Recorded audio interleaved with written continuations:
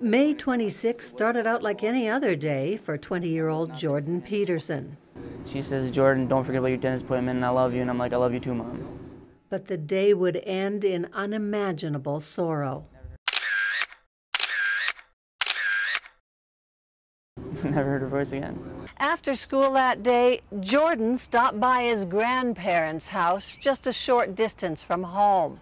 His Aunt Kim was there too. It was there that they heard the sirens and all went outside to investigate. Everybody was there, and there were like the yellow tape around the house, and somebody ran up and told me. The pSISTO family quickly learned that Mike Peterson had shot his wife, Kay Marie, 3 times in the head and then put 1 bullet in his own head. Both victims were found on the floor right inside the front entryway up to the home. My soulmate and my best friend. And life would not be the same without her.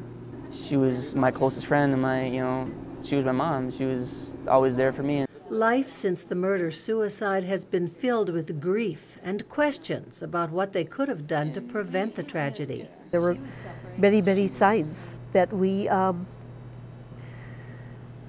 what could you do about a sign?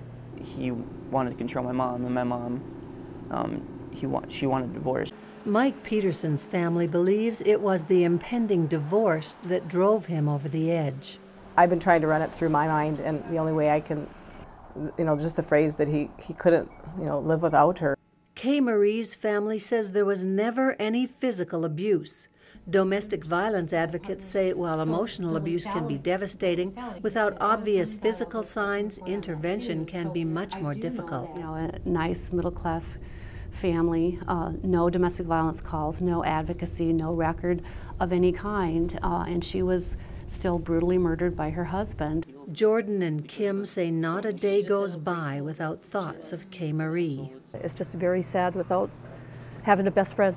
What I have to do is dwell on the good times, the good memories of what I had with her, forget about the bad things and what I saw that day.